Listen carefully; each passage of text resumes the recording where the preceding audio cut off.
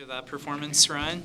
I thought if you were to sum our game up in a short phrase, I thought we forced offense, and we got ourselves into trouble because of that.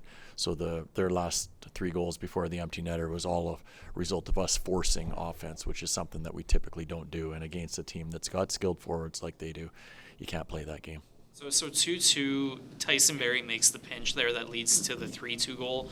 In that spot, with the game being what it was, do you want your defenseman making that decision in that moment? It's not just a D-man. There's other things that go on in that situation, whether it's a forward, how he's trying to make a play or what type of play they're looking for. So that's, I guess, what I'm alluding to, and they're forcing offense that isn't there. Can you tell us about the thought process on maybe not challenging the Leafs' 5th goal there? Yeah, Dustin, when he made the original save, he was kind of sliding out of the picture to start with. So that puck went under him while he was sliding the other direction. So he wasn't going to be able to get himself set and make that save again. Anything similar to that St. Louis play in overtime with that loose puck from a little while ago? There, or? The one on Vladar? Yeah, No, that one was totally different. Yeah. Like Domi's stick hooks around Wolf's neck and completely takes him out of the play. By then it doesn't matter because he's already out of position. Well, this is us, what we're thinking from what Yeah. we've seen again, but the puck was already slid underneath Wolfie back into the crease, and he was still on the move the other way before the contact happened. In that spot, given goaltender interference is such a wild card, like, was there a thought that, hey, this could work? Like, does that go through your head where? Sure, but there's also a thought like we need to be sure of this one because it's you still have a chance in a game. Their power play scored 2 goals tonight, so you do think of those things as well. What did you make of Dustin's performance tonight? Well, Dustin was okay. When you talk about forcing the offense, do you have any sense? I mean, this team's been so consistent with how it has to play, and so it did feel a little unusual. Do you have any sense of why you guys got away from it a little bit?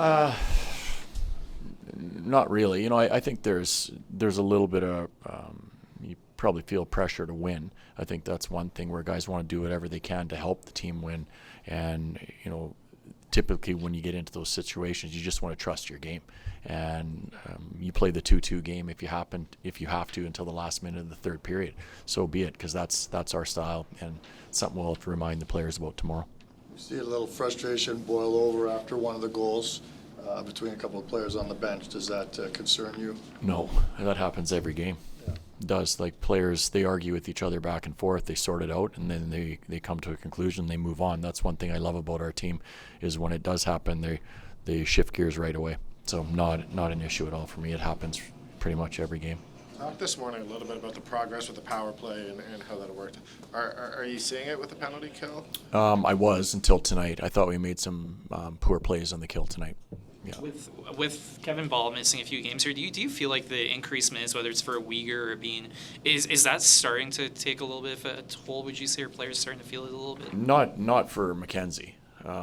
He's used to playing that type of minute. Like, I think he was 24-ish or something tonight, close to 25. But a lot of those were special team minutes as well, like 5-on-3 power plays for our side. I'm pretty sure if you were to look at it, he probably had a lot of power play time. But the other guys, when I look at it, it's you want the opportunity. Everybody asks for it. I want a little bit more. I can do the job. Well, you have to make sure you do the job. Do you feel like they are? I didn't think our back end was great tonight. Up until this point, I think they've done a good job. Still a work in progress to get 4 lines that you can roll out consistently, or is it a bit of special teams worked in tonight too? There was a lot of it was special teams, but again, we were on the ice for a goal against, and I thought they were spending a little bit too much time in our own zone, and that impacted their ice time. Braden Pahal's physicality is obviously important and it's a big part. Do you want him to tone it back at all? Because he is leading the team in penalty minutes at this point. I don't want him to tone it back. I just want him, like always with any of your players, you make sure that when you're hitting someone, it's on this side of the rule. Like that was interference, the penalty. So you can't argue that one. What have been your impressions of Farabee so far?